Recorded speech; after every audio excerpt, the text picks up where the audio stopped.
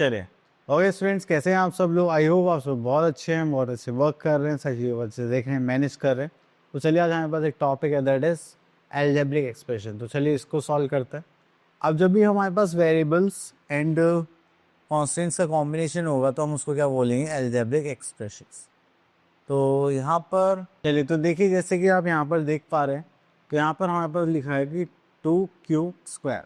इसका मतलब ये जो हमारा ऑप्टेन हुआ, ये हमारे पास कांस्टेंट है, ये q वेरिएबल है। तो अभी हम कांस्टेंट और वेरिएबल्स को मिला के कुछ भी एक्सप्रेस करना चाहते हैं, तो that is a algebraic expressions. ठीक है, अगर आपके पास सेम एल्जेब्रिक एक्सप्रेशंस है तो आप उनको प्लस या माइनस कर सकते हैं, अदरवाइज वो क्या रहेंगे? एज इट इज रहेंगे, जस्ट लाइक 4x, y या 7।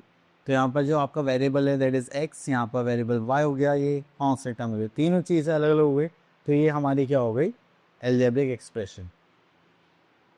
तो जब भी आप ऐसे ऐसे अलग अलग प्लस माइनस के थ्रू लिखते हैं तो वो आपकी क्या हो जाती है? टर्म्स। चलिए यहाँ पर आते हैं, terms are added to form in expressions. तो जैसे ही आप टर्म्स की बात करेंगे तो जो भी आपके पास लाइक टर्म्स होंगी तो वही क्या होंगे? आपके प्लस माइनस। और अगर हम बात करें फैक्टर्स की, तो यहाँ पर देखिए आपके पास दो टर्म्स है, 3x² माइनस 2xy। ठीक है, तो अब 3x² में फैक्टर्स हो जाएंगे 3xx, यहाँ पर कहेंगे तो -2xy। तो ये सारे क्या होगा? इसके फैक्टर्स। चलिए नेक्स्ट इज कोफिशिएंट। तो जो भी आपके पास न्यूमेरिकल वैल्यू होगी किसी भी वेरिएबल के साथ, तो वो क्या होगी? उसकी कोफिशिएंट होगी। जस्ट लाइक मैंने लिखा यहाँ पे 2q, तो यहाँ पर q का कोफिशिएंट क्या होगा? हमारा 2। ठीक है, अब देखिए यहाँ पर हमारे पास टर्म्स हैं 10x y -2। तो जो -2 है वो क्या हो जाएगा? कॉन्स्टेंट। y और x हमारे हो जाएंगे वेरिएबल एक्सप्रेशंस, एंड जो 10 है ये क्या हो जाएगा? हमारा कोफिशिएंट ऑफ x। तो चलिए यहाँ पर ये तो हो गया है, तो चलेंगे डेफिनेशन देख लेते हैं। The variables are x and y। Okay, तो यहाँ पे टर्म्स गिवन है 10x y 2। The number of terms यहाँ पर कितनी होगी? हमारे पास 3। एंड कांस्टेंट टर्म जिसके साथ कोई भी वेरिएबल नहीं होता, that is 2। And the coefficient यहाँ पर हमें बता रखा। चलिए इसके बाद हम आगे चलते हैं। तो यहाँ पर ओके, नेक्स्ट टॉपिक देखते हैं, लाइक और अनलाइक टर्म्स। लाइक और अनलाइक टर्म्स में से छोटा सा डिफरेंस है। अगर हमारे पास 3 टर्म्स हैं, यहाँ पर x² x और -5, तो ये सारी क्या हो गए? अनलाइक टर्म्स, क्योंकि इनकी जो वेरिएबल्स हैं वो सेम नहीं है। एंड अगर आप यहाँ पे देखिए, this is a² and this is a, तो ये दोनों का जो वेरिएबल है वो सेम है, तो ये क्या हो गई? हमारी लाइक टर्म्स। चलिए इतना करने के बाद फिर हम आगे चलते हैं।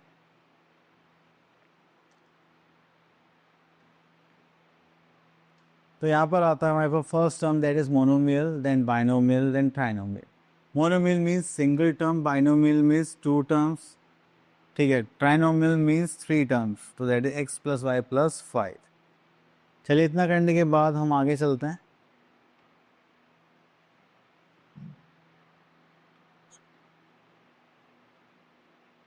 ओके, तो यहाँ पर आते हैं हमारे पास स्किल एक्सरसाइज। तो चलिए स्टार्ट करते हैं। तो क्वेश्चन नंबर 1 में बोला है generate algebraic expression for the following. तो हम यहाँ से ले लेते हैं, the product of x and y। तो चलिए product of x and y, अभी हम प्रोडक्ट करते हैं तो हमारे वेरिएबल टर्म्स एक साथ लिखे जाते हैं, and added to the product of m n। तो उसमें ऐड कर देंगे हम किस में? m और n में। ठीक है, तो इसी टाइप से आपको यहाँ पर सारी एक्सप्रेशंस को सॉल्व करना है। ईजी था। तो यहाँ पर आता है separate the constant term and variable terms.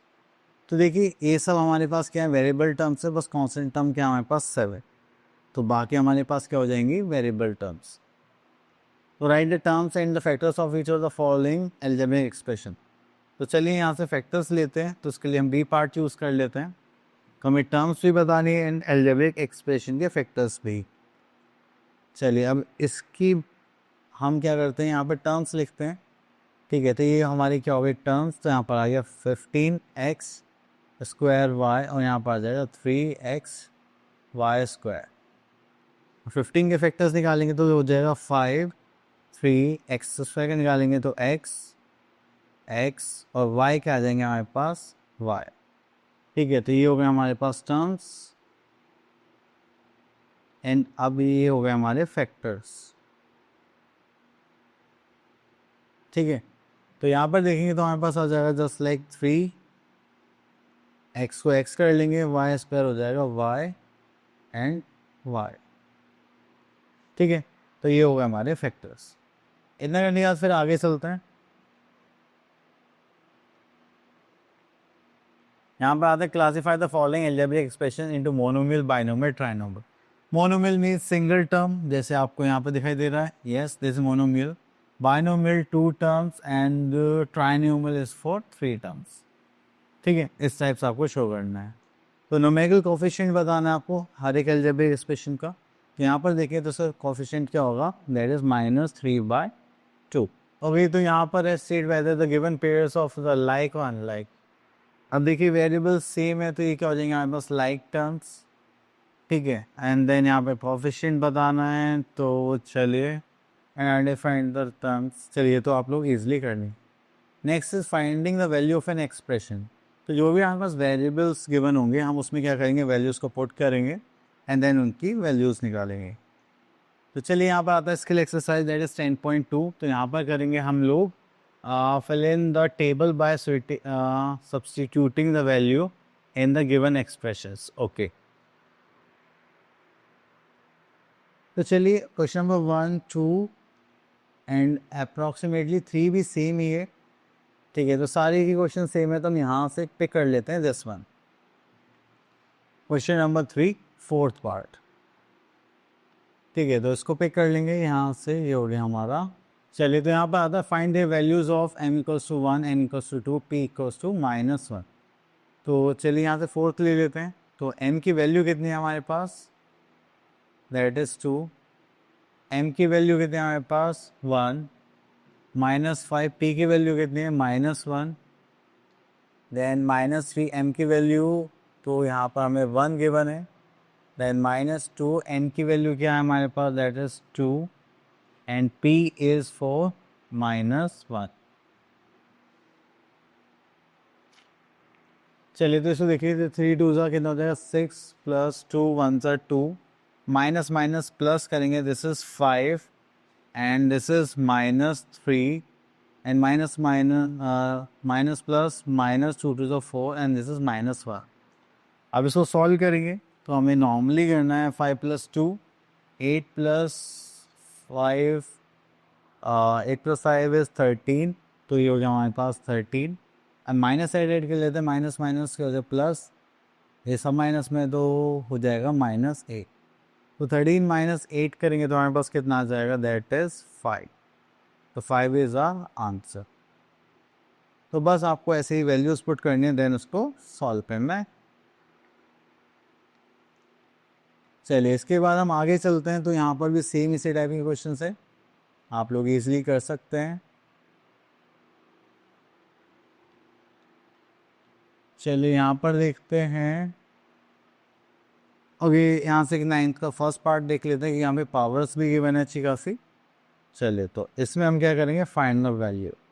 तो यहाँ पर देखेंगे that is z cube -3, that is z -10। इसको करेंगे तो हो जाएगा z की value is 10 is to power 3 -3, यहाँ पर हो जाएगा 10 - 10। अब देखिए पहले हम ब्रैकेट सॉल्व करेंगे, 10 - 10 का हो जाएगा 0 0 × 3 करेंगे तो यहाँ पर अगेन क्या आ जाएगा 0, इस पर एज कॉपी कर लेते हैं।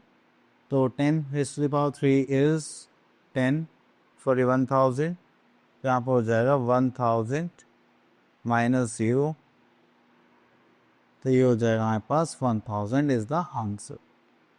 ठीक है, सब सिंपल सा था, हम इजीली कर भी सकते हैं। चलिए और देखते हैं और है क्या हमारे पास कुछ, आई डोंट थिंक सो भी और कुछ है। हाँ, तो ये टॉपिक हो गया फिनिश। तो आई होप आप लोगों को सारे कॉन्सेप्ट एंड चीज़ें अच्छे से क्लियर हो गई होंगी। हम मिलते हैं नेक्स्ट वीडियो में, तब तक के लिए ऑल द बेस्ट।